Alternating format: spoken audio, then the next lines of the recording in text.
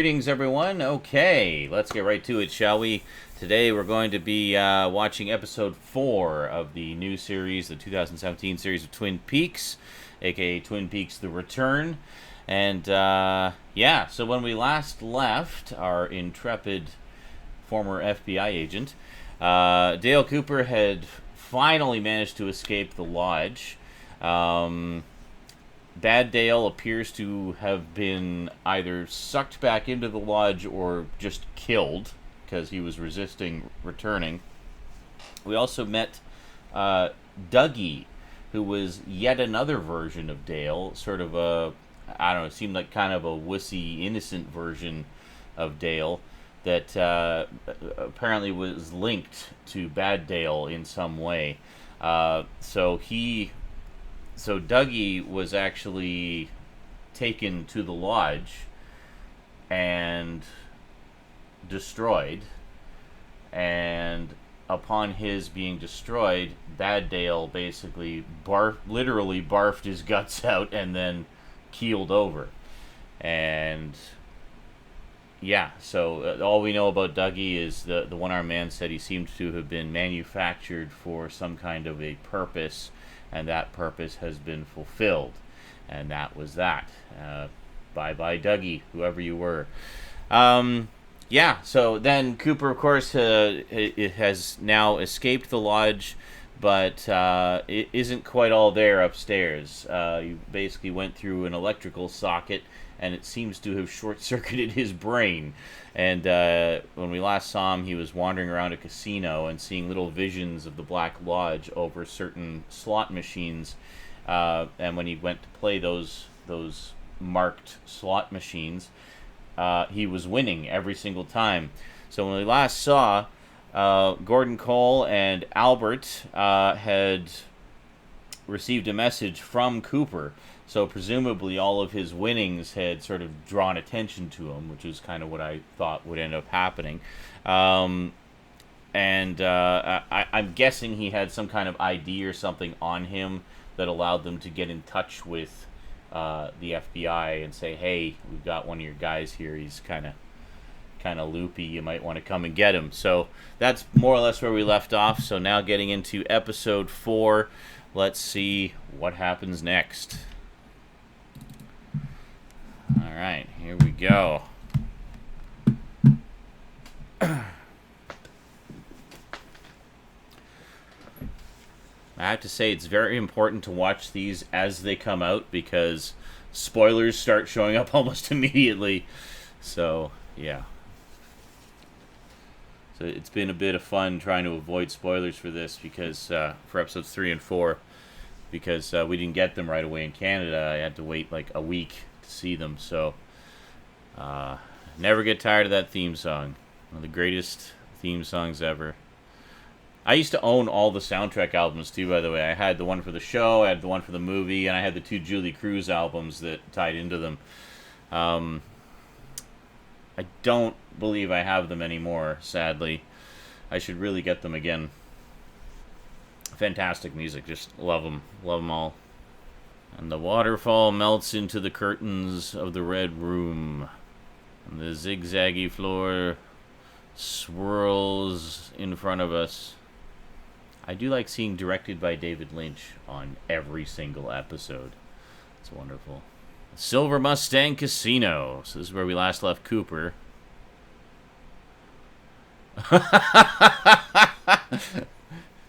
And all the machines are going off.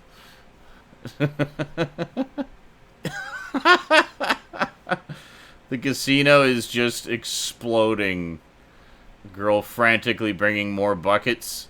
And he's just leaving the winnings every time. He doesn't care.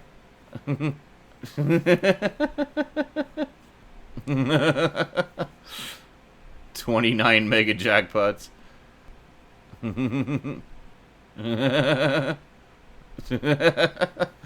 Helping the old lady find the winners. That's hilarious. Mr. Jackpot. It's the guy from Mallrats. I don't know the actor's name, but I recognize him. I mean, they must think it's really odd. This guy just like won a bunch of stuff, didn't take a single red cent of it. bag of money. Begrudgingly gives him the bag of winnings. Please take your money and go away and never come back.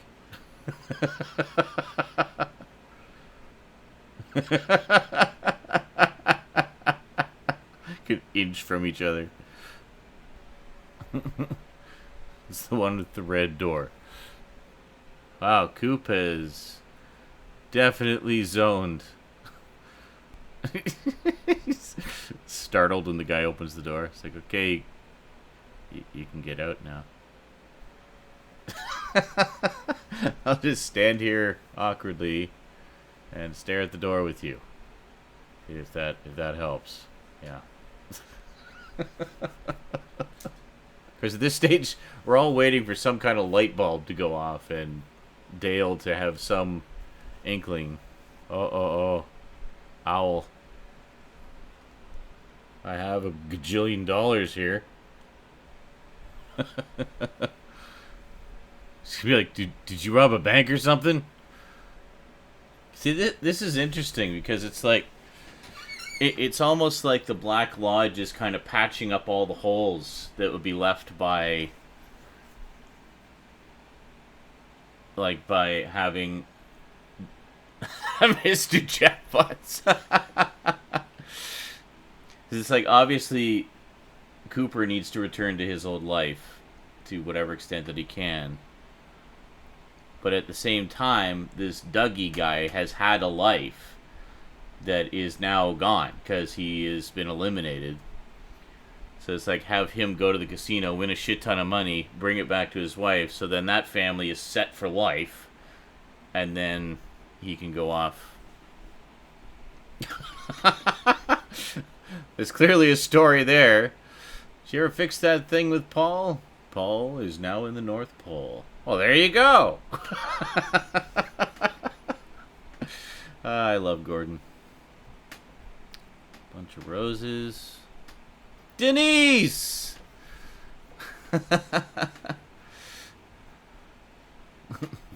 Federal Bureau of Investigation.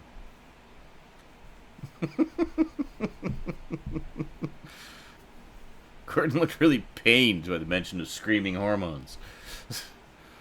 So see, now I'm wondering if I'm thinking that the stuff we're seeing with Gordon and everybody is occurring later than the stuff we're seeing with Cooper right now. Not quite at the same time.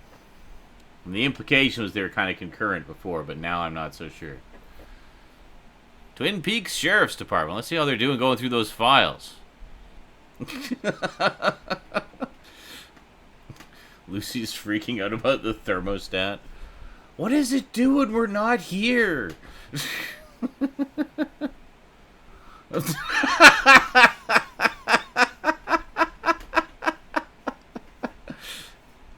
Such a treat to see Robert Forster in this. I'll always remember him as Captain Holland of the Palomino in Disney's The Black Hole. Just a very take-no-nonsense kind of character actor, you know. Really, always really liked him. So, apparently... Oh, Bobby. Oh my god, Bobby's a deputy? Wow, did not see that coming. Holy shit, I never would have thought. That's hilarious. Andy explaining cell phones to Lucy. That's hilarious. That's so adorable. I was gonna say, apparently Michael Lonkeen wasn't able to come back as Harry because he's basically retired now, and that was that. So you're missed, Michael, but hope you're enjoying your retirement. You'll always be remembered from the classic series. Oh, the pitch gum. Of course. Yeah, get the fuck out of here, Chad. You got no respect, I tell you. No respect. Dude, you're in Twin Peaks. Just wait. The weird shit will find you and you will believe. Bobby just saw the picture of Laura. Aww. Wow. Interesting. So Cooper was the last person to talk to Major Briggs. Wally Brando. So he met with Major Briggs, they talked about something, and then Cooper left town the next day. And then Major Briggs died that same day. Interesting. Oh my god! Michael Cera as Andy and Lucy's son. That's fantastic. Let's all just stare at each other awkwardly now.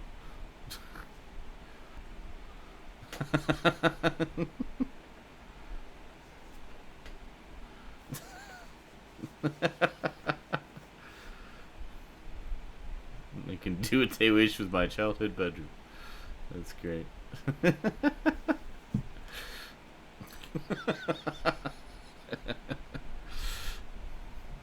The placement of his shadow. Well then, I'm gonna go back inside now. Wow, Wally definitely marches to the beat of a different drummer. If there was ever any doubt, I think it's safe to say, definitely Andy's kid. Oh god, Cooper looking at the green jacket. Maybe a little horrified.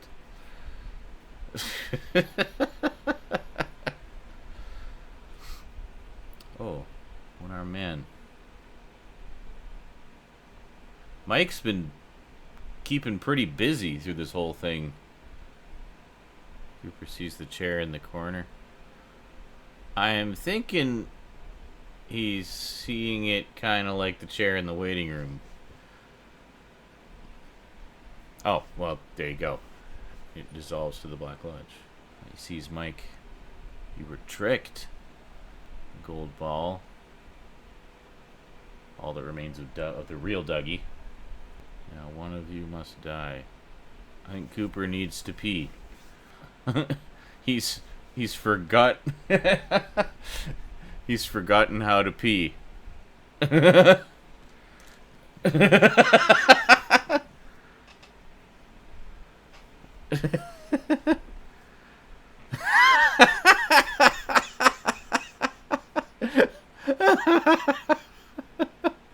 like how the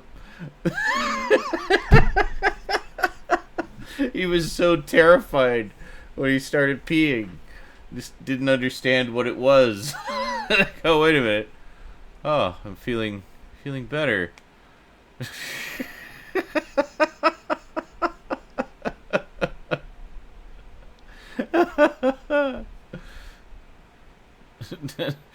Doesn't she pick up on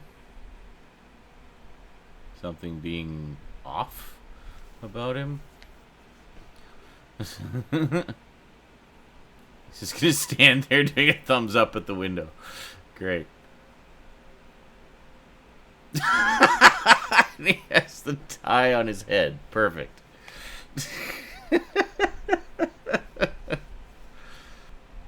Like, come on, sit. He's watching the syrup. Wow. It's funny. It's like Cooper is below the level of a child. He's like almost like a grown-up infant. He's completely clueless. I am Dougie's coffee. Oh my god, what if the coffee revives him? Oh, the music's building.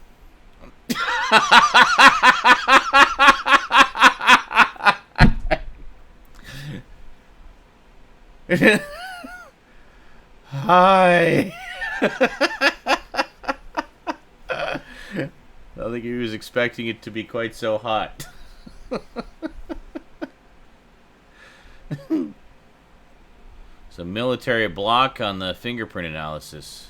Interesting. Speaking of Miguel Ferrer, I really got to get around to watching Broken Badges. Short-lived, kind of tongue-in-cheek cop series. And he was one of the main characters on that. It's on the Primetime Crime DVD set from Mill Creek. A lot of great short-lived gems on there. Yeah, I think it was only like 8 episodes.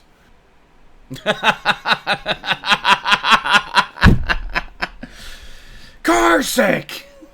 Cossacks are in Russia.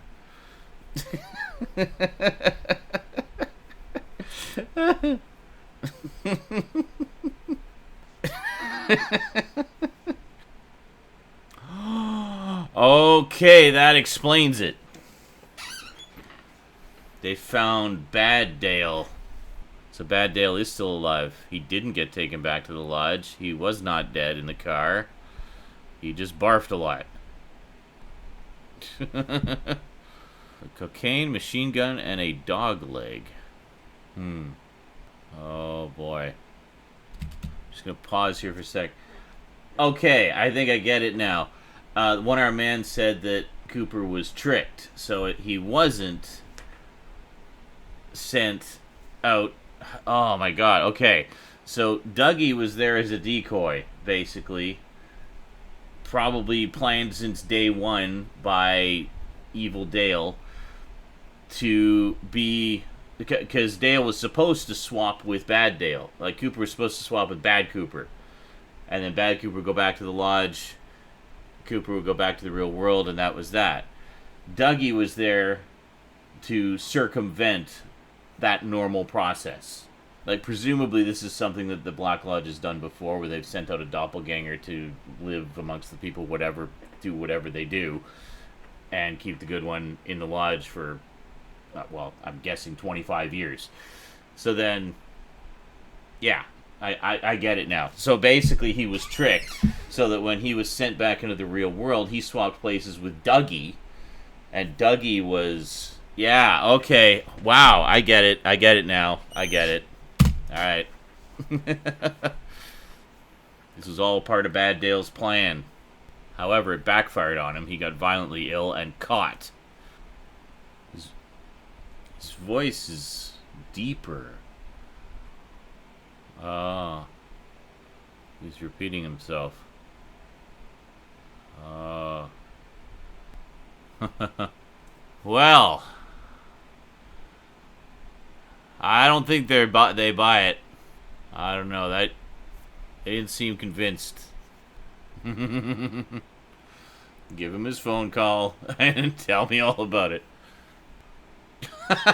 You're wearing a wire. You asked me to. I do like all the references to Philip Jeffries. Oh! Don't scrape your feet so loud. They picked up on the wrongness pretty much right away.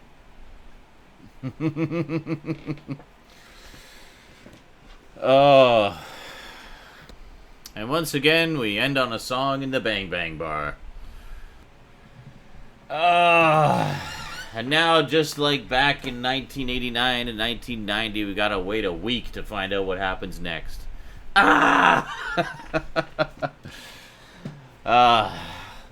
That's okay, though. I mean, that's one of the things that, honestly, I think is an argument against binge watching. Because when you binge watch stuff, you don't tend to absorb everything as much. You know what I mean? It's like you just kind of, you watch 10 episodes in a row, and it's like, when you think back to it, it's just like, you're not thinking of 10 episodes, you're thinking of like one gigantic 10-hour-long episode.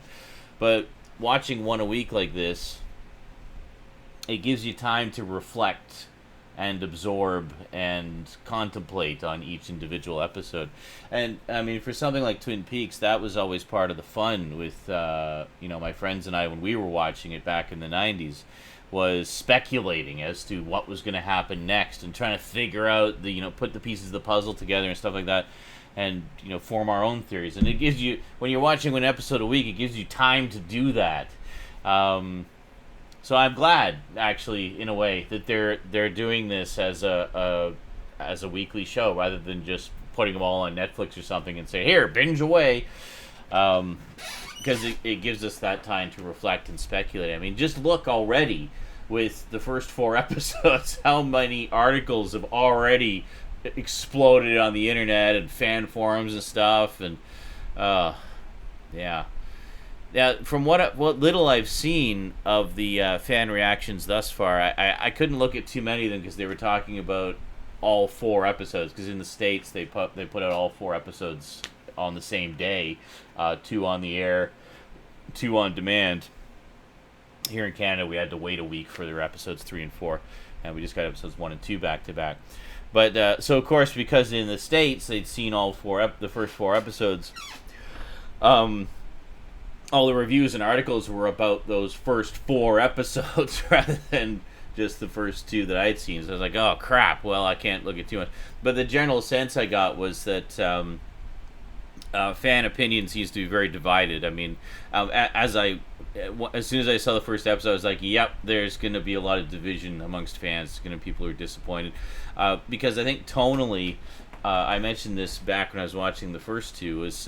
It's much more like the movie Fire Walk with Me, and much more like a David Lynch movie. Like if you've seen any of his other movies, like I've seen some comparisons to Mulholland Drive and Inland Empire and stuff like that. Whereas if you were to compare, the old series to David Lynch movies, it would be more Blue Velvet.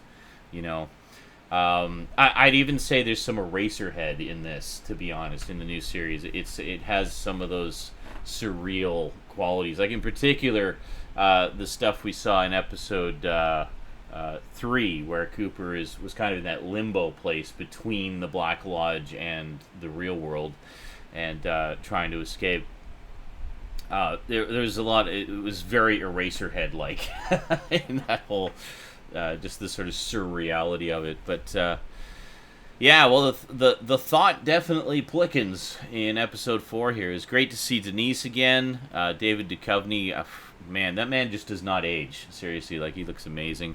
Honestly, pretty much everybody looks amazing. Like has aged pretty well, I think.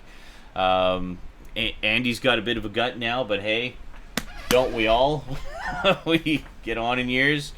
Hawk is total Silvermane now, but his voice, his demeanor, his everything is exactly the same as it was. Like in terms of everything else, he hasn't really aged at all either, other than his hair's gone white, and I mean, Kyle MacLachlan looks fantastic. I mean, he looks great. David Lynch pretty much looks exactly the same, just a few more wrinkles.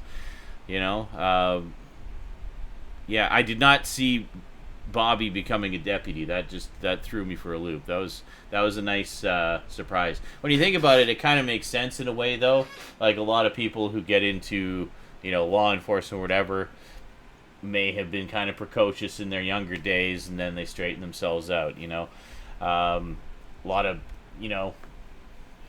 computer hackers who like to cause trouble in their youth become computer security people in their later years. So it's kind of the same kind of idea. Sometimes it's the rebellious youths who take the straight and narrow path.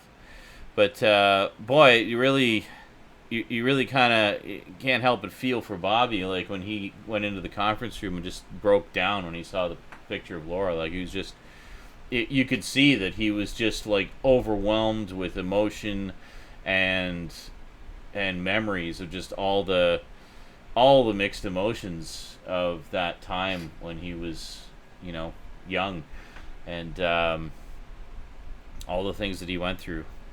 Love, hate, fear, all the all the 7 deadly sins. All right. Well, I'm just I'm just continually blown away by each successive episode here. But kind of when I figured out what actually had happened as far as what Bad Dale's plan was. So I guess Bad Dale had created Dougie to swap with Cooper so that he could stay out in the real world. But that, I kind of get the sense that it almost seems to be backfiring on him, like just how he was responding to Gordon, and his voice was lower, like almost like his batteries are running down. I think it was a good way of describing it. We talk about electricity being a factor in the Black Lodge. It's like Bad Dale's batteries are running down, and like the record's skipping. Like he said the same thing a couple of times there. And, both Albert and Gordon pretty much immediately knew that something was up. They don't know what. I don't know how much they know about the Black Lodge. I'm thinking they know something about it. I'm thinking I've always thought that the whole Blue Rose thing is something to do with the Black Lodge and the other place that, it ties into. Because, I mean, the FBI was a part of, or no, it was the Air Force did Project Blue Book. But the FBI would have known something about it anyway, I'm sure. So, yeah, I don't know. Just top secret government investigation into the Black Lodge. That's kind of what I think the Blue Rose is, and that, that's one of the things that Gordon and Albert look for, is anything that might be connected to that. And so would be an investigation that they'd have to handle differently. But as to how much they actually know about all that, I don't know if they know about the doppelgangers and stuff like that. I mean, who knows? Who knows? Anyway, I could go on about this all night. I'll see you guys for the next episode. Until then, thank you very much for watching. Big thanks to my Patreon sponsors. Really appreciate the support, guys. It definitely, helps to keep the show going, and that's awesome. Thank you very much. Glad that you like what I do enough that you feel inclined to toss a few bucks my way every month to help keep it going, and that's awesome. Thank you very much.